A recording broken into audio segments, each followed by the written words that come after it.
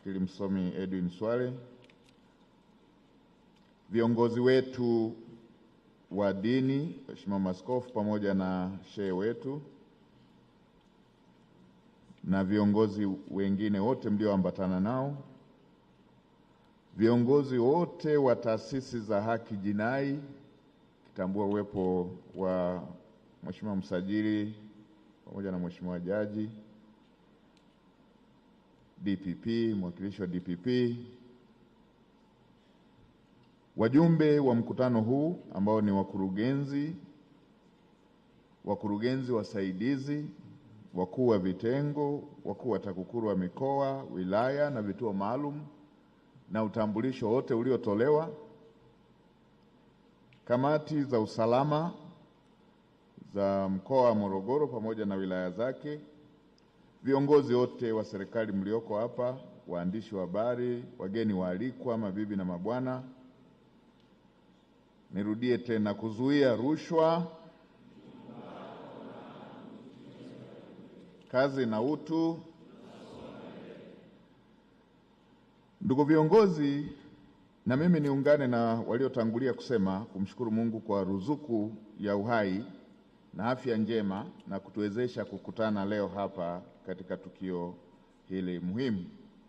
Ninawapongeza sana viongozi wa TAKUKURU kwa maandalizi mazuri ya mkutano huu wa mwaka wa viongozi, mkutano ambao kwa zaidi ya miongo miwili umekuwa sasa ni sehemu muhimu ya mfumo wa kutathmini na kupanga na kuimarisha mapambano dhidi ya rushwa hapa nchini.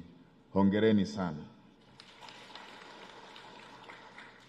Nimefurahi pia kuona washiriki kutoka Serikali ya Mapinduzi ya Zanzibar, hususan mamlaka ya kuzuia rushwa na uhujumu uchumi ya Zanzibar, yani ZAECA, pamoja na ujumbe wote ambao mmeambatana nao. Ushiriki wenu unaimarisha dhana ya muungano wetu na kuonesha kwa vitendo kuwa mapambano dhidi ya rushwa ni ajenda ya kitaifa inayohusu pande zote za Jamhuri ya Muungano wa Tanzania. Hongereni sana. Na kama mnavyofahamu, katika tukio hili Mheshimiwa Daktari Samia Suluhu Hassan, Rais wa Jamhuri ya Muungano wa Tanzania, ndiye alikuwa awe mgeni rasmi na ndiye aliyealikwa kuwa mgeni rasmi, lakini kutokana na majukumu mengine ya kitaifa, Mheshimiwa Rais aliamua kunituma. Amenituma nije nimwakilishe katika ufunguzi wa mkutano huu muhimu. Mheshimiwa Rais anatambua umuhimu wa mkutano huu wa viongozi wakuu na anaunga mkono kikamilifu jitihada zinazofanywa na taasisi hii katika kuimarisha uadilifu, uwajibikaji na mapambano dhidi ya rushwa kama msingi wa kulinda utu wa mwananchi na kuimarisha utawala bora na kuhakikisha maendeleo ya taifa letu yanapatikana. Mheshimiwa viongozi, Mheshimiwa Rais anachukia rushwa, anachukia ubadhilifu, anachukia matumizi mabaya ya rasilimali za nchi hii, anachukia uzembe. Ndio maana katika uongozi wake ameziimarisha taasisi hizi zote, ikiwepo taasisi yetu hii ya TAKUKURU. Taasisi zote zinazojihusisha na udhibiti, Mheshimiwa Rais katika uongozi wake ameziongezea nguvu za rasilimali watu. Taasisi zote ameziongezea bajeti kwa ajili ya kutekeleza majukumu yake, ameziongezea miundombinu, lakini pia amezipa meno kwenye maeneo ambayo yalikuwa yanahitaji sheria kufanywa marekebisho.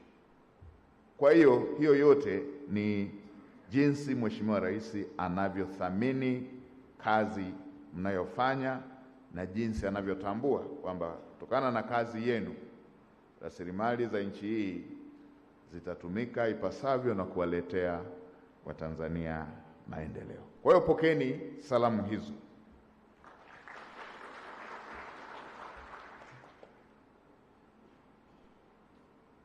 Nimetaja tu kwa ujumla taasisi zote, na bahati nzuri Mheshimiwa Waziri, katika miaka 4 na sehemu kwenda 5 ya uongozi wa serikali ya awamu ya 6 nilipata heshima ya kuwa waziri wa fedha.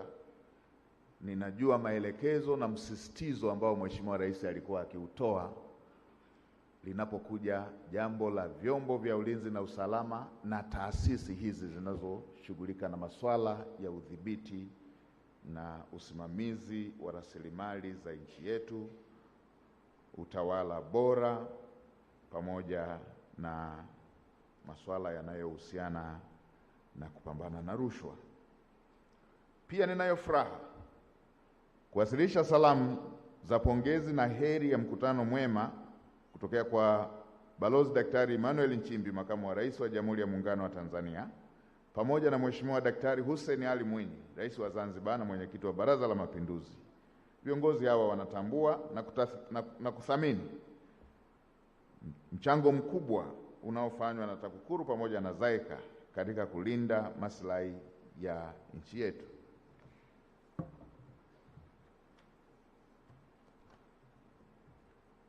Baada ya salamu kutoka kwa viongozi wetu wakuu, niwaambie jambo moja kabla sijaenda mbali sana kwenye hotuba yangu. Watanzania tunawapenda TAKUKURU. Mlitambue hilo, tunawapenda na tunapenda kazi mnayofanya.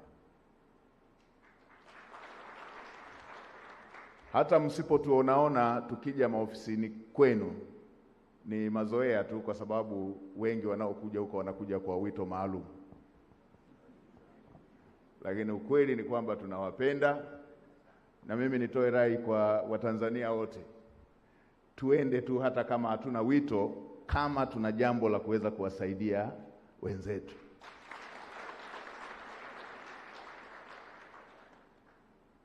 Kwa sababu ukiona kwenye kauli mbiu hii, kuzuia rushwa ni jukumu lako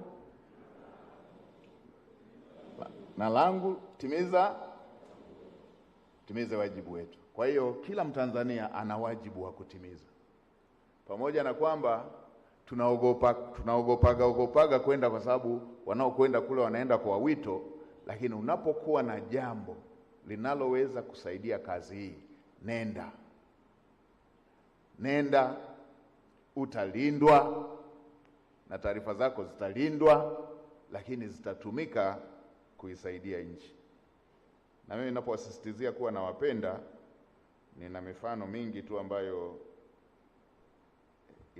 inatusaidia, inawahi kusaidia. Mimi Mheshimiwa Mtendaji Mkuu wa TAKUKURU, wakati naenda kugombea kwa mara ya kwanza, kila mtu niliyekuwa namwambia nakubalika naenda kushinda, ananiambia utaweza kweli wewe? Natoka shuleni tu naenda kugombea. Watu wanaenda na fedha kule. Baadaye tukakaa na mrafiki tena mwingine alishatangulia TAKUKURU, ndugu yangu mmoja Sibomana William, akanambia nenda. Unaachaje?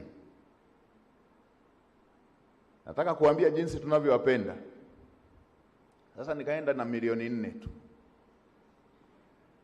form 100,000, alafu kukodi gari ya pamoja kila mgombea milioni 1. Kwenye milioni 4 zika zimeondoka milioni 1,100,000.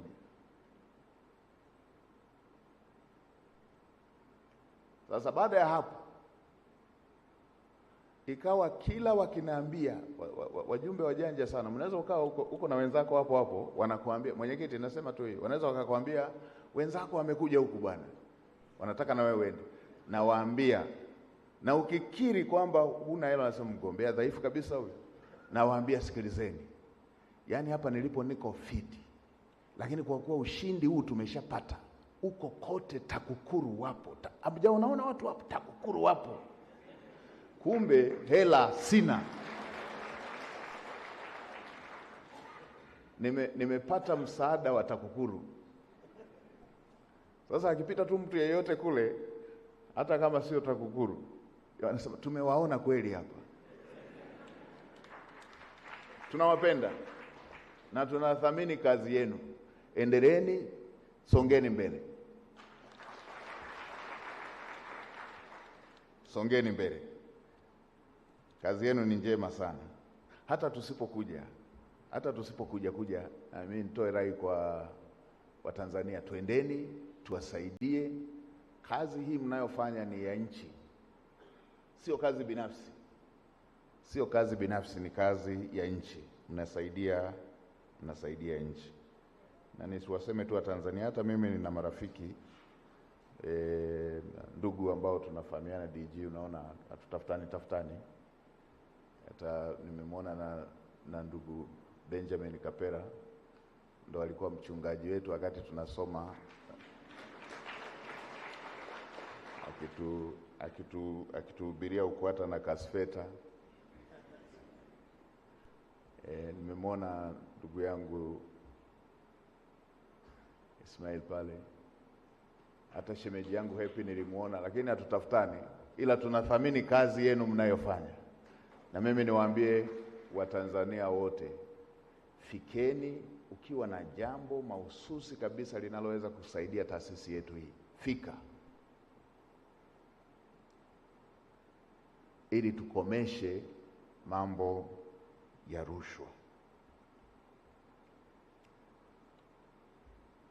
Mkutano huu hufanyika kila mwaka kama nilivyosema pale mwanzo. Ipo hatari ya kuchukuliwa kama desturi na utamaduni wa kawaida. Mtazamo huo unaweza kupunguza uzito wake kimkakati na kuathiri tija yake katika mapambano dhidi ya rushwa. Tunapotafakari kwa kina sababu ya sisi kukutana hapa, nilijikuta nikijiuliza maswali mawili ya msingi ambayo naamini kila mmoja wetu anapaswa kujiuliza. Kwa nini lazima taifa letu liendelee kuzuia na kupambana na rushwa katika maisha ya kila siku? Na swali la pili, kwa nini serikali kwa ujumla iliamua kuanzisha taasisi ya kuzuia na kupambana na rushwa? Ukiona hali ilivyo sasa, jiulize, pasinge kuwepo na TAKUKURU pangekuwaje? Sisi kwenye uchumi huo tunafanya hizo analysis, with or without. Kila taasisi iliyopo na kazi ambazo ilishazifanya iweke katika mazingira, isinge kuwepo hiyo taasisi. Utaona ni nini inamaanisha na ni nini thamani ya taasisi hiyo na kazi inayofanya. Ndivyo hivyo hata kwa vyombo vingine vya ulinzi na usalama. Kabla hujaangalia kisentensi kimoja, weka kwenye mazingira pasinge kuwepo nayo hicho chombo. Utapata picha kwa upana thamani ya chombo hicho na kazi inachokifanya. Kwa majibu ya maswali haya yanatoa uhalali na umuhimu na maana ya kuwepo kwa mkutano huu wa mwaka wa viongozi wa TAKUKURU. Mkutano huu ni jukwaa la kitaifa la kutafakari kwa pamoja, kujipima na kujiwekea mwelekeo wa namna bora ya kutekeleza majukumu tuliyokabidhiwa na sheria ya kuzuia na kupambana na rushwa sura namba 329. Rushwa ikikua, mambo ya rushwa yasipodhibitiwa, na uhalifu mwingine na wenyewe unaongezeka. Uhalifu wote, taja unaojua, wote na wenyewe unaongezeka. Na kazi za vyombo vingine zisipofanyika vizuri, na huku kwenye masuala ya rushwa na yenyewe yanakuwa. Fikiria wenzetu wa kudhibiti masuala ya madawa ya kulevya ambavyo wamepambana katika miaka kadhaa hii, na kazi kubwa walioifanya. Chukulia fedha chafu hiyo na madawa yangekuwa yameingia, ndio upate thamani ya taasisi hiyo. Na ujue kama huko ungelegalega, huku kwingine kungekuwaje? Kwa hiyo ni zaidi ya wajibu wa kisheria. Mkutano huu unabebwa na matarajio makubwa ya Watanzania. Kama nilivyosema, Watanzania tunawapenda, wananchi wanatarajia TAKUKURU kupitia viongozi wake itumie mkutano huu kutathmini hali halisi ya rushwa nchini, kubaini changamoto zilizopo, kujifunza kutokana na uzoefu wa utekelezaji wa mwaka uliopita na kuweka mikakati madhubuti ya kuimarisha juhudi za kuzuia na kupambana na rushwa katika kipindi kijacho. Ni wazi kwamba mkutano huu ni chombo muhimu cha kupanga hatima ya mapambano dhidi ya rushwa hapa nchini. Tija yake haiwezi kupimwa kwa idadi ya siku au hotuba zitakazotolewa, bali kwa ubora wa tafakari itakayofanywa na maamuzi yatakayochukuliwa na mabadiliko chanya yatakayojitokeza katika maisha ya Watanzania baada ya mkutano huu.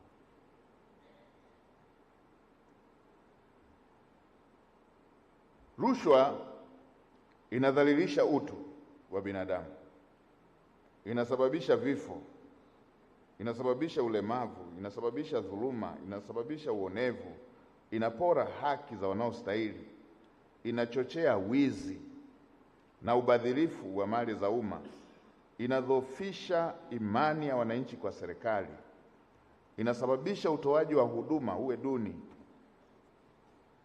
huduma za afya, huduma za elimu, huduma za maji na huduma nyinginezo. Dunia nzima imeelekeza nguvu zaidi katika kuzuia rushwa isitokee badala ya kusubiri kuitibu. Na wahenga husema kinga ni bora kuliko tiba, na hekima hii inapaswa kuongoza katika mapambano dhidi ya rushwa. Na hiki ndicho ambacho mmetoka kushuhudia kupitia hotuba ya mtendaji mkuu, kwamba katika kipindi cha Julai hadi Disemba hiki kifupi tu, TAKUKURU imefanikiwa kuokoa fedha za umma zaidi ya shilingi bilioni 60.2, na fedha hizi zimerejeshwa serikalini, ndizo zimefanya kazi ya huduma za jamii. Zimepeleka dawa hospitalini, zimepeleka umeme vijijini, zimepeleka maji kwa Watanzania, zimerekebisha madaraja yaliyokatika, zimepeleka elimu, zimepeleka mchango kwenye elimu bila ada, zimepeleka kwenye mikopo ya elimu ya juu. Huu ndo muunganiko wa kazi yenu na maisha ya kila siku ya Mtanzania. Hongereni sana. Na Mheshimiwa Rais kila wakati tunapokuwepo wasaidizi wake anatuelekeza kuhusu kuhakikisha masuala yanayohusu huduma za jamii, maendeleo ya Watanzania na masuala ya utawala bora yanazingatiwa. Ndio maana kama alivyotangulia kusema, si tu ameziimarisha taasisi hizi, pia amezipa msukumo wa kusonga mbele katika mapambano haya. Ndio maana unaweza kuona kazi kubwa hiyo ambayo inafanyika. Fedha hizi ambazo nimezitaja, bilioni 60.2 kwa kipande cha Julai hadi Disemba zimeokolewa.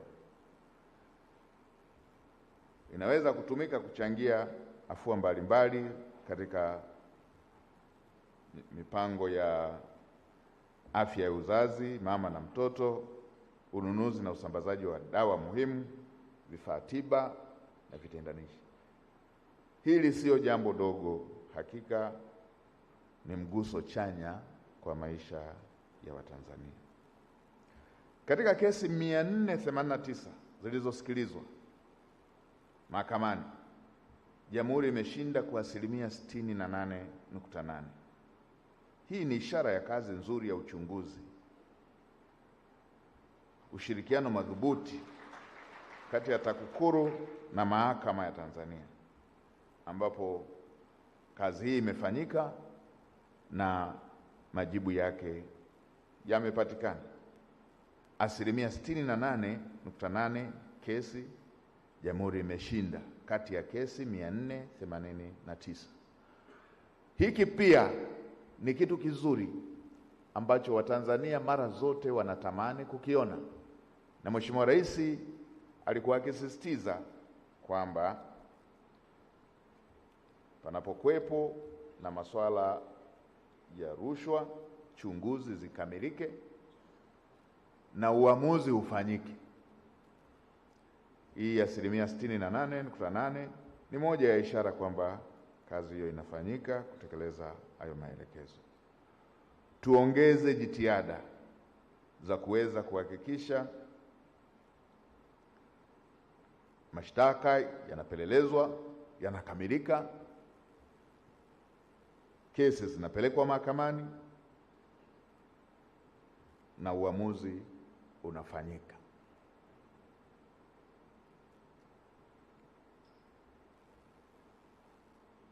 Nitumie jukwaa hili kuishukuru na kuipongeza Mahakama ya Tanzania kwa kutimiza wajibu wake wa kutenda haki katika kusikiliza mashauri mbalimbali yakiwemo ya rushwa. Inatekeleza wajibu huu kwa weledi na uadilifu mkubwa unaochangia katika kuzuia na kudhibiti vitendo vya uhalifu nchini. Ninapongeza pia juhudi za TAKUKURU katika kutoa elimu kwa umma, hususan kwa vijana, pamoja na hatua za kushirikiana na taasisi za elimu Tanzania kuingiza maudhui ya mapambano dhidi ya rushwa katika mitaala ya elimu. Hili ni jambo muhimu sana. Watoto wakijengwa kuanzia wangali wadogo, wakaelezewa madhara ya rushwa, watakuwa wakiwa wanachukia rushwa. Mtakumbuka wakati tukiimba nyimbo za ukombozi,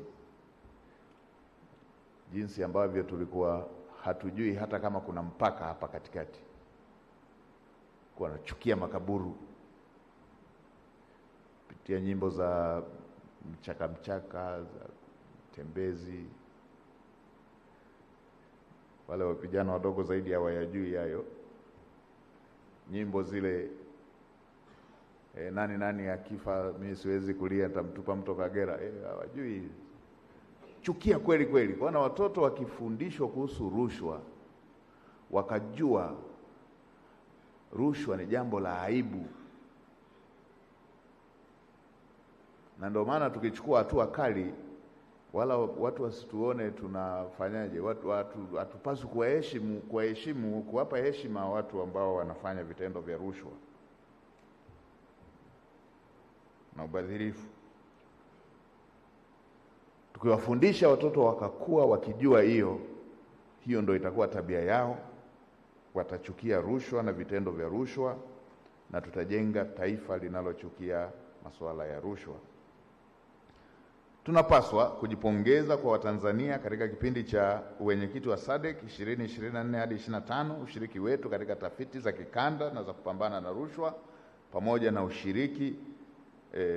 kushiriki uangalizi wa chaguzi katika nchi mbalimbali.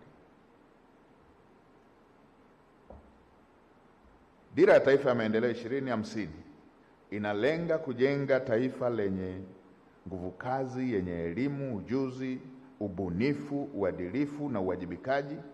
Rushwa ni adui mkubwa wa dhamira hii.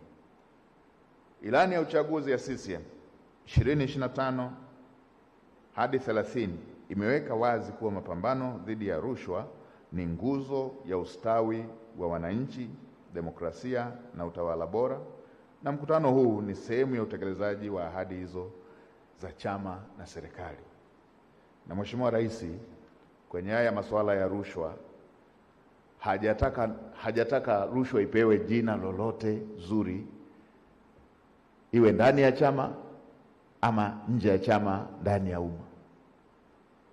Ndio maana anachukua hatua, na kwenye kuchukua hatua masuala yanayohusu rushwa, Mheshimiwa Rais haangalii ndugu, rafiki wala mtu yeyote. Kwa hiyo twendeni tukafanye kazi hiyo tukijua tuna full support ya serikali katika vita hii. Serikali itaendelea kusimamia na kuiwezesha TAKUKURU kutekeleza majukumu yake kwa mujibu wa sheria kwa kadri ya uwezo wake.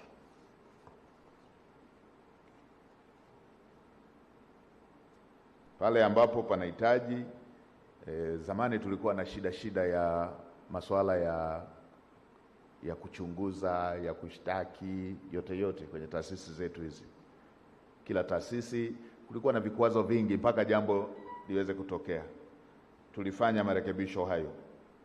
Na sasa kama kuna eneo lolote mnaona lina dosari ya kisheria, ya kiutawala, na kwamba inawakwamisha kutimiza majukumu yenu, semeni yarekebishwe. Mheshimiwa Rais alishasema pasiwepo na sheria yoyote ambayo itakuwa kikwazo cha kutimiza majukumu ambayo yana manufaa mapana kwa maslahi ya taifa letu. Kama kuna jambo katika utekelezaji wenu wa kazi mnaliona aidha kisheria ama kikanuni ama kimuundo linawakwamisha kutimiza kikamilifu majukumu yenu, semeni, ili tuweze kuhakikisha inafanywa kazi ili mtimize majukumu yenu vizuri. Na kwa mujibu wa katiba yetu ya Jamhuri ya Muungano wa Tanzania 52 kipengele cha kwanza, jukumu la udhibiti liko kwa Waziri Mkuu wa Jamhuri ya Muungano wa Tanzania. Na Mheshimiwa Rais ilimpendeza akanituma nisimamie hilo.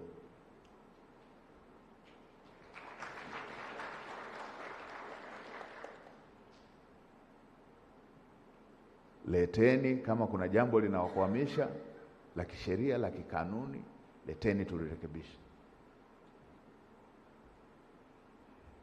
ili tuweze kuhakikisha tunatimiza majukumu ipasavyo. Mheshimiwa Waziri, utakumbuka nilipotembelea Sekretarieti ya Maadili ya Utumishi wa Umma, nilielezea uzoefu na nikasema muashirikishe na TAKUKURU mtakapofanyia kazi hayo maelekezo. Na leo kwa kuwa niko hapa, ninawaambia na ninyi TAKUKURU mshiriki. Kwenye sheria yetu ya maadili ya viongozi wa umma imeweka mkazo wa usimamizi wa haya masuala ya maadili kwa viongozi wa umma. Wanajaza zile taarifa, baada ya vile viapo wanajaza zile taarifa. Viongozi wa umma wakiwepo mawaziri, wakiwepo wabunge, wakiwepo wakuu wa mikoa, wengi kama mnavyojua, wanajaza.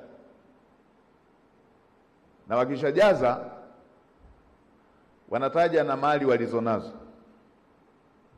na baada ya mwaka kama mali imeongezeka wanataja mali iliyoongezeka na chanzo.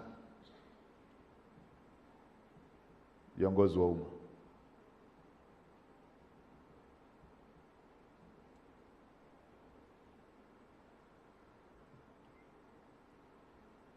viongozi hao wa umma wanaojaza hizo fomu na kutaja mali walizonazo, wengi wao kama si yote si maafisa masuhuli.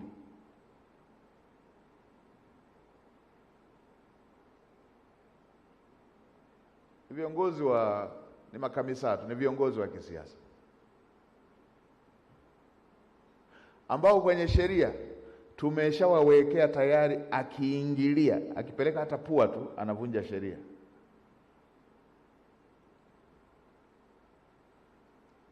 Maana yake nini?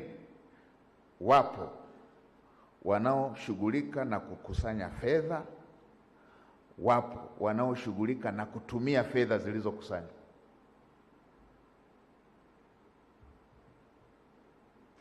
Na wengi wao hawajazi hizi fomu za maadili ya viongozi wa umma. Wao wako kwenye level ya watumishi wa umma, wao wanajaza ahadi ya uadilifu. Na hawalazimiki kutaja wana nini wanapoanza majukumu hayo. Hawalazimiki kila mwaka kutaja wameongeza kitu gani.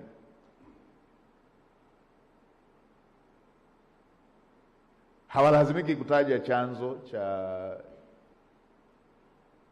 hilo ongezeko.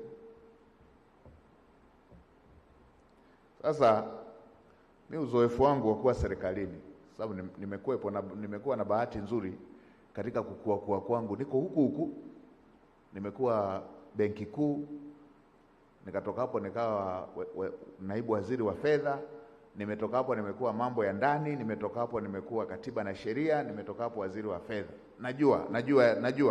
Najua umo serikalini, najua dirisha madirisha ambayo yana nyufa za fedha ya umma kuweza kupotea kwa kiwango kikubwa ni pale inapokusanywa na pale inapotumika. Haipotelei hapa njiani, huku kwingine huko kote ni mifumo tu. Kote huko kwingine ni mifumo tu. Ndio maana kuna mwaka niliwahi kuwacheka watu, niliposti siku moja, nimeposti birthday ya katoto kangu kamoja chipukizi hivi.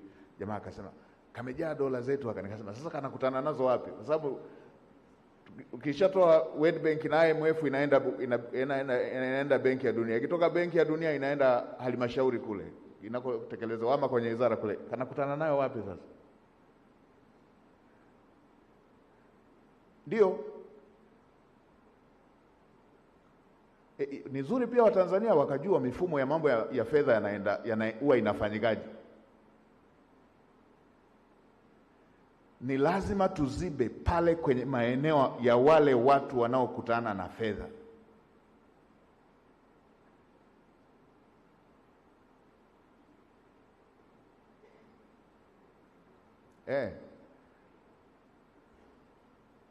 Ile posti yangu hata Ridhiwani wewe iliwahi kukukuta enzi huko, mtoto wa rais. Ridhiwani, Rizi, mtoto wa rais anakutana na fedha wapi? Yaani fedha iliyoenda Kiela inakutana naye wapi? Inakutana nao wapi? Watu wajue, ni vyema watu wakajua hii mifumo. Na sijui kwa nini sheria hizi ziliwekwa makusudi. Sijui ni makusudi ama kwa kutokuielewa. Kwa nini ziliwekwa hivyo? Wale watu wanaokaa kwenye tender board, wale wanaotengeneza mkataba, wanakuja watu 10 wanaitaka hiyo kazi. Kila mmoja anasema ukinipa mimi hapa, ukinipa mimi wewe tutafanya hivi. Huko ndiko fedha inakopotelea. Wanakuaje wao hawana fomu wanayojaza? Kuna baadhi ya watoa rushwa, Mheshimiwa Waziri, unaweza ukakuta zile tender board za wizara zote wanawajua wajumbe. Wewe uliye waziri hata huwajui. Wao wanawajua wote na namba zao za simu.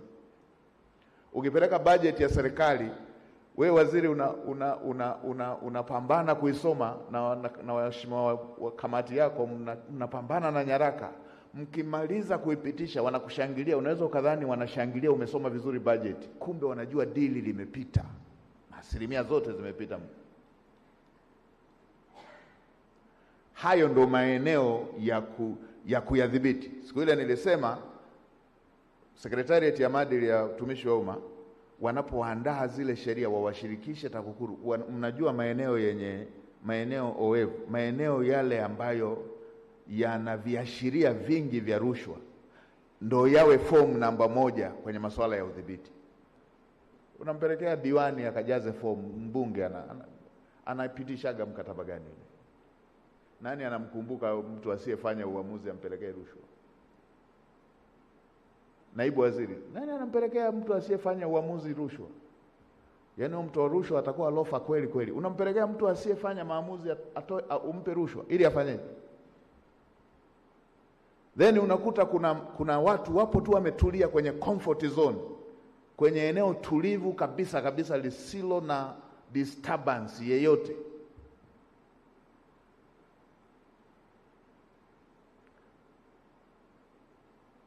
Wanapokea taratibu rushwa.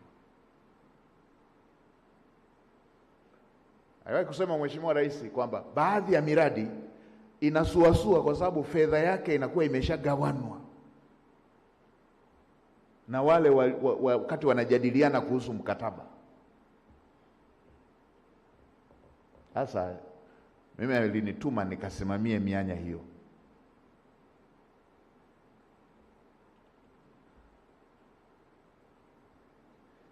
Ninyi niliwauliza siku hiyo, katibu mkuu wa utumishi alikuwepo pale, nikamwambia kwa nini watu wanaombaga kuhamia kwenye baadhi ya taasisi?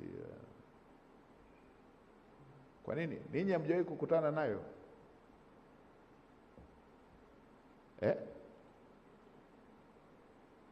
Ninyi kwenye utumishi wa umma hamjawahi kusikia kwamba kuna sehemu ni kijiwe na kuna sehemu ni chemichemi? Ndio.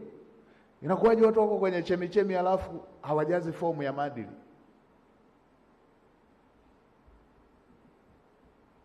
Wananchi kule mtaani ambao hata hawafanye kazi TAKUKURU wanawajua watu kaingia ofisini leo hii. Wala tukisema hivi watu wasiseme wasidhani tunachukia watu kutajirika. La hasha. Tunataka kila mtu anufaike na keki ya nchi hii. Kuna watu ambao hawako kwenye dirisha lolote la kuweza kupokea rushwa. Wanapambana sana kuumaliza mwezi, na wao wana familia kama wengine ambao wanaishi hapa nchini. Wana familia na wenyewe. Wanapambana, na wakienda sokoni wanaenda soko hilo hilo kununua vitu. Alafu wanamuona mwenzao anamea tu. Kwa hiyo haya wala hatuoneani aibu kuyasema, wala hatuoneani uoga kuyasema. Yatengenezeni sheria. Nilishaongea na Mheshimiwa Waziri na Sekretarieti ya Maadili ya Utumishi wa Umma, na niliwaambia washirikishe na TAKUKURU. Na leo niko hapa, ninyi mna uzoefu wa field kule. Mnajua wale wanaomea haraka haraka kwa kuchukua zaidi keki wanaostahili na wenzao. Wanachukua keki na ya mwenzao. Tuzibe mianya hiyo. Tukishaziba mianya hiyo, kila mtu atanufaika na keki ya taifa.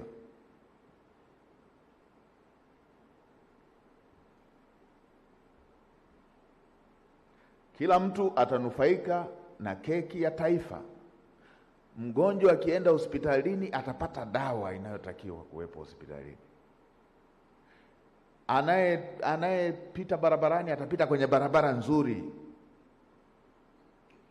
Anayefanya shughuli zake binafsi atapita kwenye barabara nzuri. Ndio. Watoto wote watapata mkopo wa elimu ya juu. Inaumaje kwa mtoto ambaye ameshapata admission aambiwe amekosa mkopo? Familia nzima ambao ameshamlea mtoto, amemkuza mtoto, ana ari ya aambiwe amekosa mkopo kwenye familia ambayo hawawezi kumlipia. And then yawepo mwingine kwa sababu kapewa dhamana, kasomeshwa na kodi za Watanzania, akapewa dhamana, alafu ile dhamana aliyopewa akatumia fursa ile kuchukua keki yote. Sasa kwa kuwa sasa hivi masuala ya maadili ya fomu za maadili haya wala sio hard copy, sio masuala ya kianalojia, ni ya kidigitali, wanaweza wakatumia kwa mifumo. hili liangalieni. Form namba 1, wala usiangalie cheo na ukubwa wa mtu. Form namba 1 iwe yale maeneo ambayo experience yenu inawaonesha ndio yanaongoza kwa rushwa. Ndio iwe namba hiyo, ndio iwe form namba 1. Mtaiwekea na rangi kabisa kwamba hii iwe form iwe na rangi gani.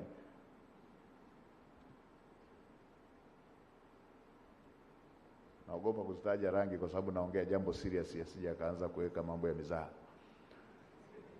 Iwekwe kama ni nyekundu, ndo namba 1 iwekwe kwa wale ambao wako kwenye maeneo yale ambayo experience yetu inaonesha ndiko ambako kuna rushwa zaidi.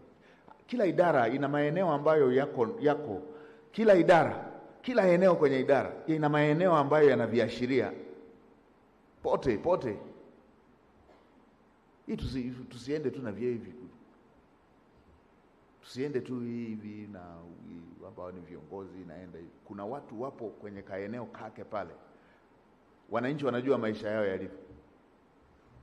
Mpaka sehemu zingine wanaulizanaga wazee wenye watoto hao kwamba wewe mtoto wako anafanya serikali ipi? Mbona wako yuko hivyo tu?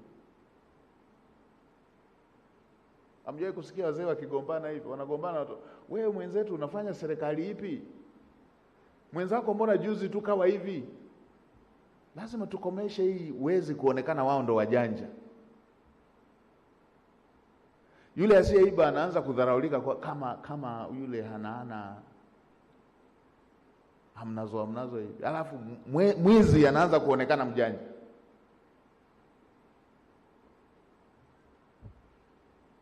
Sasa haya tutakomesha tu tukiyaweka kwenye sheria na tukayaweka kitaasisi. Tukayaweka kitaasisi. Kwa hiyo Mheshimiwa Waziri, bahati nzuri na taasisi hizi zote ziko kwako, ufanyike uchambuzi wa kina. Unaona kwa mfano sasa hivi umebadilika uongozi pale Mamlaka ya Mapato Tanzania. Mmeona makusanyo yanavyopanda hivi. Yalikuwa wapi? Makusanyo yanapanda. Mambo mawili, wamedhibiti upotevu, wameweka motisha kwa watumishi ambao wanazingatia maadili, wamefanya ipasavyo kwa kuzingatia weledi. Na mimi niwapongeze sana Mamlaka ya Mapato kwa kupandisha makusanyo namna hiyo. Niwapongeze sana. Na Mheshimiwa Rais aliwaambia wakusanye kwa kufuata weledi, wafuate weledi, sheria, taratibu, wamefanya hivyo. Sasa watu wanaofanya kazi nzuri kama hao lazima tuwalinde wasichafuliwe na wachache wenye tamaa. Hilo eneo moja. Watu wanaofanya kazi nzuri kama hao wanapandisha mapato namna hiyo. Wamekusanya kodi. Wanatamani ushirikiano wao kutoka kwa wananchi, kila wakati wananchi wakusanya kodi. And then fedha zile zikishaenda kule ambako mikataba inaingiwa, watu waone miradi imesimama tu. Huku mapato yamepanda, huku miradi imesimama. Mnafikiri kitu gani kitaendelea kuwasukuma wale wanaokutoa kodi watoe? Kitu gani kitaendelea kuwasukuma wale wanaokusanya wakusanye? Lazima tuzibe mianya ya wale wanaoingia mikataba, wale wanaotekeleza miradi.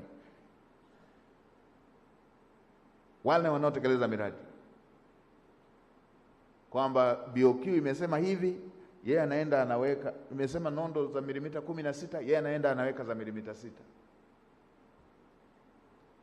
Kwa nini? Kuna mahali anabalansisha hesabu. Kuna mahali anapambana kuibalance hesabu mradi ukamilike hivyo. Kwa nini? Sehemu ya budget imegawanwa mahali hapo.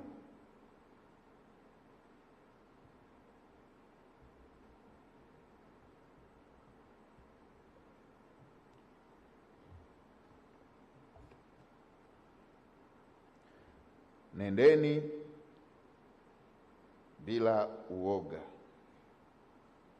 Nendeni bila kuonea watu. Timizeni hiyo, mtakuwa mmeisaidia nchi yetu na Watanzania. Nendeni, mna baraka zote za kuanzia kwa mkuu wa nchi na serikali nzima. Nendeni mkatekeleze hayo.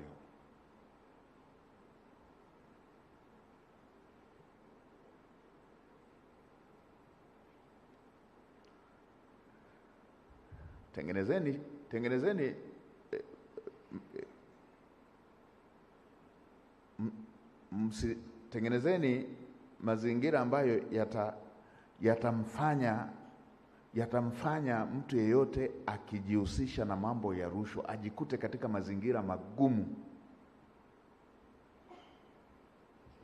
kwa sababu watu wasiotaka kwa hiari kutofanya vitendo vya rushwa lazima tuwalazimishe ajikute katika mazingira magumu, ili tukomeshe mtu anayefanya wizi na vitendo vya rushwa kuwa ndio mjanja.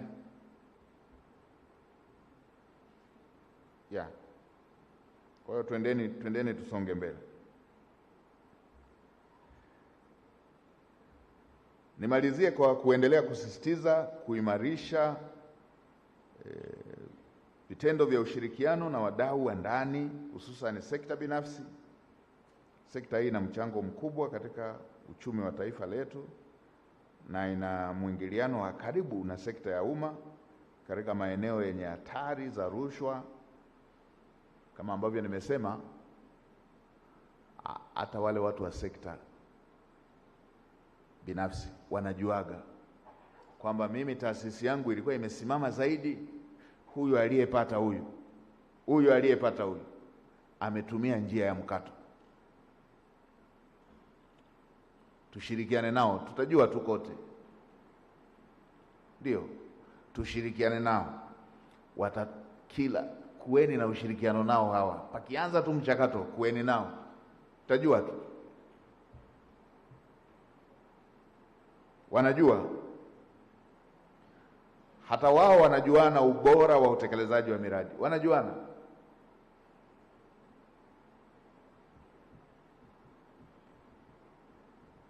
Na wengine wanaadhibiwa kwa sababu ya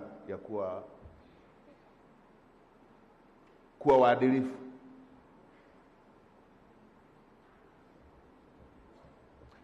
Wapo wanaoadhibiwa kwa sababu ya kuwa waadilifu.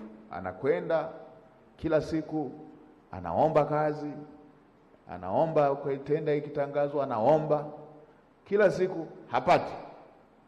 Alishajulikana yeye sio mtoaji wa rushwa. Haya lazima tuyakomeshe. Na sehemu zingine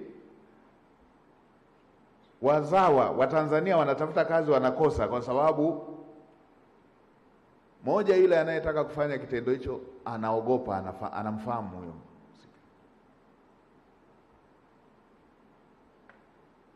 Wapo watumishi wengine hata asipokuwa TAKUKURU, yaani ukimtazama tu hivi unaona kama TAKUKURU huyo. Kwa hapewi hizo kazi. Lazima tukomeshe hiyo. Ipo miradi wazawa wananyimwa, wala sio kwamba wamezidiwa uwezo. Wamezidiwa kwamba wale wageni hao wametoa fedha na wanajulikana wale wageni hawafahamiani na watu wengi. Kwa hiyo kwa kuwa hawafahamiani na watu wengi, kwa mtu hata akipokea rushwa siri haitoki. Wanapewa hao. Tushirikiane na sekta binafsi tukomeshe hiyo ili kuziba huo mwanya. Zaidi ya 75% ya bajeti ya serikali ni mambo ya manunuzi, ujenzi, utoaji wa huduma. Kwa hiyo ni muhimu sekta binafsi isiachwe nyuma katika utekelezaji wa mkakati wa taifa dhidi ya masuala ya rushwa wa awamu ya 4 unaotekelezwa hadi 2030. Ninaelekeza tena TAKUKURU kuongeza juhudi za kuwashirikisha vijana na wanawake katika mapambano dhidi ya rushwa. Makundi haya ni sehemu kubwa ya nguvu kazi ya taifa letu. Yamepewa kipaumbele na Dira ya Taifa ya Maendeleo ya mwaka 2050. Ushiriki wao una mchango mkubwa katika kujenga misingi ya uadilifu, uwajibikaji na maendeleo ya taifa. 3, TAKUKURU endeleeni kuimarisha ushirikiano wa kikanda na kimataifa katika mapambano dhidi ya rushwa, ikiwemo kutumia kikamilifu matokeo ya tafiti na majaribio ya pamoja ya kielelezo cha juhudi za kikanda za kupambana na rushwa. Najua jambo hili mnalifanya kama ambavyo mtendaji mkuu amelisema, ni jambo zuri, endeleeni nalo, na mnapofanya hivyo inaonyesha jinsi ambavyo si tu kwamba sisi wenyewe ndani ya nchi tunawaamini, inaonyesha kwamba mnaaminika mpaka kitaifa, mpaka kimataifa. Mnaaminika kitaifa na mnaaminika mpaka kimataifa. Endeleeni kutunza heshima hiyo, ni jambo zuri kwa nchi yetu. Na taasisi zetu zote naona jinsi ambavyo mnaleta heshima kwa nchi yetu. Mnafanya vizuri, na si tu kwamba mnaaminika ndani ya nchi, mnaaminika mpaka kimataifa. Mnaaminika, mnaitwa mpaka na mataifa mengine. Mnashika mpaka na nafasi kutoa uongozi. Hiyo ni heshima ambayo tuendelee kuienzi. Naomba muendelee kuitunza heshima hiyo, imani hiyo ambayo mnaipata hata nje ya mipaka ya Tanzania. Niwahi kusema, niliwasema kirafiki marafiki fulani wa nchi fulani walikuwa na andika mitandaoni, sitawataja kwa misingi ya masuala ya kidiplomasia. Nikasema hao nchi hiyo wanaoandika sana mitandaoni kuhusu Tanzania, wangetumia muda huo washughulikie tu mambo yao, kwa sababu rushwa ya nchi yao ya diwani tu ikitokea Tanzania ingeangusha hata serikali. Wao wanahangaika na Tanzania. Ni kwa sababu ninyi mnafanya kazi kubwa ya kudhibiti vitendo vya rushwa, na ndio maana mnaaminika mpaka na nje ya mipaka. Mimi nimepata fursa ya kukaa na mawaziri wa fedha wa nchi hizi za Afrika.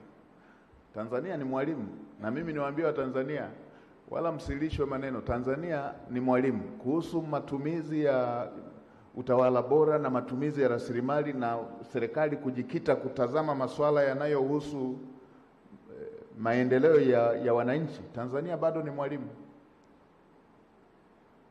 Anayebisha afuatilie, afanye tafiti za kwake binafsi tu za hizi nchi, waone nchi zingine wanafanyaje. Tanzania bado ni mwalimu. Kwa hiyo taasisi hizi lazima tuwape heshima yenu. Haya mambo hayajaja tu, hayajaelea tu, yameundwa. Lazima tuwape heshima yenu. Naambia kuna nchi hapo, huyu Edwin ni mbunge tu hivi, tayari angekuwa na helikopta 3. Yaani anachaguliwa tu mbunge, fedha za maendeleo zote za wilaya yake zinapitia kwenye akaunti yake binafsi. Tanzania hiyo mambo hayo haipo. Hata mfuko wa jimbo upitii kwake. Ndio maana nasema yaani wale wa nchi zile ndio sasa walitakiwa wajazishwe, sio hawa. Labda hiyo fomu tulitoa kule. Ukimjazisha mbunge ukamwacha yule anayesimamia fedha za zinako kwenda huko, ni kuweka mtego ambako uliyemtega hapiti. Na Mheshimiwa Waziri, ukawe mkali kabisa wataalamu wakitaka kuichengesha hiyo. Sisi kule Usukumani zamani kulikuwepo na mambo ya wizi wa mifugo. Mkifuata zile nyayo, alafu akatokea mtu kila wakati anakuambia hii nyayo hii, yani nyewe mmeshaona kabisa ndio wezi walikopita, alafu yeye anawaambia hii ilikuwa ya wachungaji tu jana, mnamgeukia hapo hapo. Wewe ulikuwepo? baadaye anawaambia kwamba ni ile ile. Mnakuwa naye kwenye yoe mle mle na yeye yumo na ndo anawaelekeza wenzake Sasa hii mambo hii ya kuweka mtego huku afu wezi wako huku, hiyo hapana.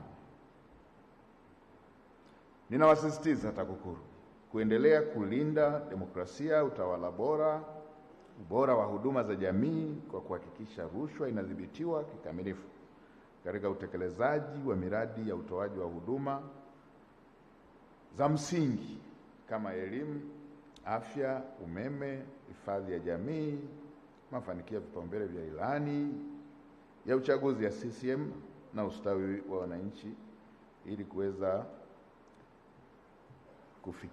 kutimiza malengo yao. Mara zote mnafanya kazi nzuri, tunawasisitizia tu muendelee kuifanya kazi yenu hiyo nzuri. Ndugu viongozi na wageni waalikwa,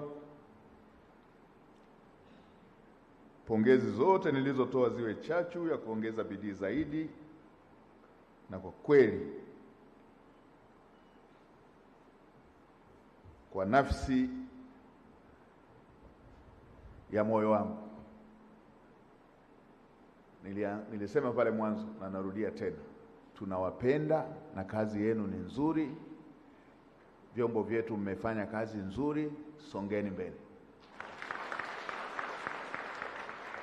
Na kwa wakuu wengine wa vyombo mlioko hapa, wafikishieni na wenzenu, serikali iko pamoja nanyi, kazi yenu ni nzuri, songeni mbele. Hivi ambavyo vinaelea, kila mtu ajue vimeundwa. Pana kazi nzuri inafanyika. Pana kazi nzuri inafanyika. Usiangalie tu dosari tukaacha kazi kubwa ambayo imeshafanyika. Na kauli mbiu yetu ya kuzuia rushwa ni jukumu lako na langu, tutimize wajibu wetu.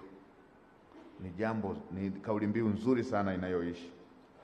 Tuendelee nayo, na kama nilivyosema pale mwanzo, nirejee kutoa rai kwa Watanzania popote pale wanapoona pana jambo linahusiana na hiyo, tulalamikie tupeleke malalamiko hayo kwenye channel sahihi ili yafanyiwe kazi. Tusiwashitue tu wezi. Ukilalamika hadharani tu hivi unawashtua, unawaamsha kwamba wamegundulika. Peleka kwenye eneo sahihi. Peleka kwenye eneo sahihi. Usione afu ukakaa kimya tu. Ukiona afu ukakaa kimya tu, umesababisha umetengeneza urafiki na anayechukua haki yako. Peleka ili jambo hilo liweze kuchukuliwa sheria.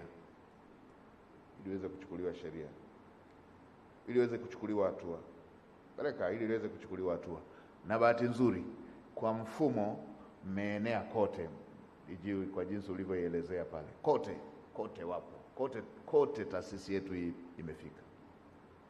Wapo.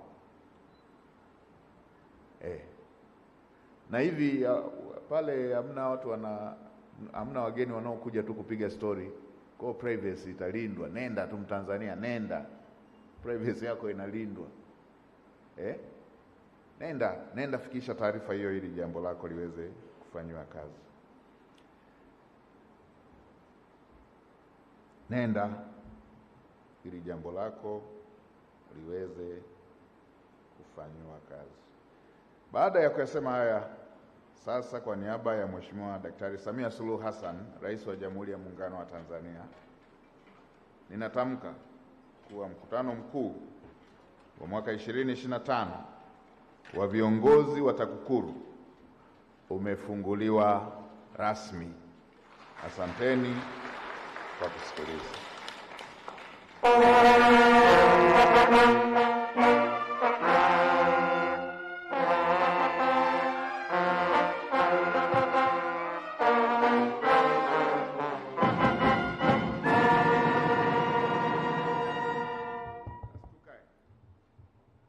Na mwishoni, si kwa umuhimu, ni wapongeze sana kwaya Nilisema nitasema pale mwishoni. Niwapongeze sana kwaya.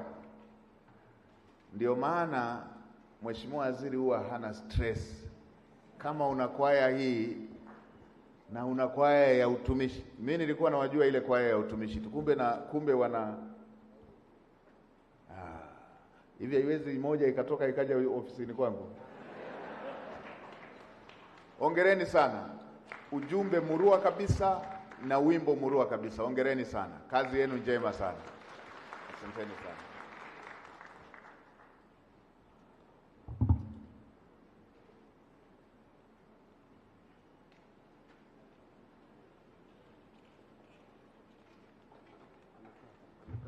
Asante sana Mheshimiwa Waziri Mkuu kwa maelekezo yako ambayo viongozi na washirika wa mkutano mkuu huu kila mmoja amekusikiliza na amechukua pale alipokuwa anaandika. Basi Mheshimiwa Waziri Mkuu, tukuombe sasa, tukio linalofuata ni la picha, lakini kwa sababu ya muda picha ni chache. Ilikuwa moja, tumeambiwa sasa labda zitakuwa 3 kwa mfumo ufuatao. Na kama itakupendeza, kama utaona bado muda upo, kwa sababu wadau ni wengi, tumewalika wengi, makundi mengi sana ambao wangependa kupiga picha. Sasa kwa sababu ya muda huo, nadhani itakuwa picha ya kwanza ni hiyo meza kuu ambayo nyuma yake watakuwa viongozi wafuatao. Hiyo picha ya kwanza. DG Zaeka, DDG Zaeka, DGG TAKUKURU na wakurugenzi TAKUKURU, wakurugenzi 10. Tutaomba mtapita mpande ule wa stage ya kule, mtakuja huku nyuma, alafu wakati wa kutoka mtatokea upande wa kwangu wa kulia. Hiyo ni picha ya kwanza, lakini picha ya pili itakuwa ya kundi lifuatalo. Itakuwa kuu kitaifa, kamati ya usalama kitaifa, ambao nao wataenda pale nyuma ya meza kuu na kuchukua picha, ambayo itakuwa kundi la pili. Kundi la tatu itakuwa ni viongozi wa dini. Lianze kundi la kwanza ambao limewataja kwamba meza kuu watakuja pale mbele DG Zaeka na DDG Zaeka na DDG TAKUKURU pamoja na wakurugenzi. Tuomba mpande pale mbele wakati kundi la pili kijiandaa na kamati ya ulinzi ya usalama ya kitaifa.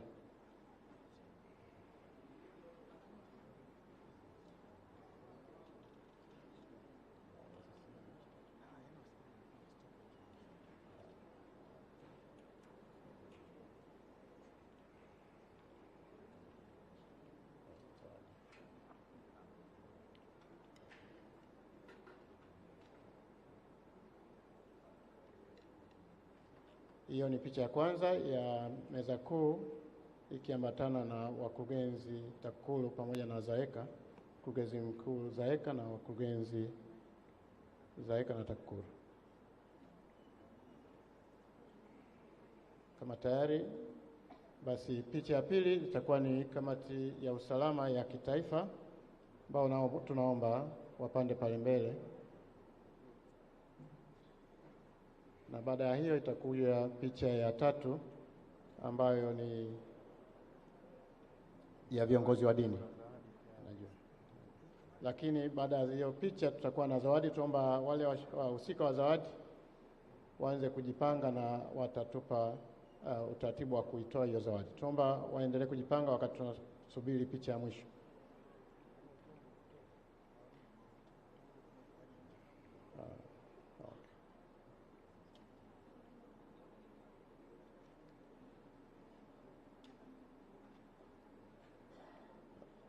Asante, viongozi wa dini wajiandae. Kama kamati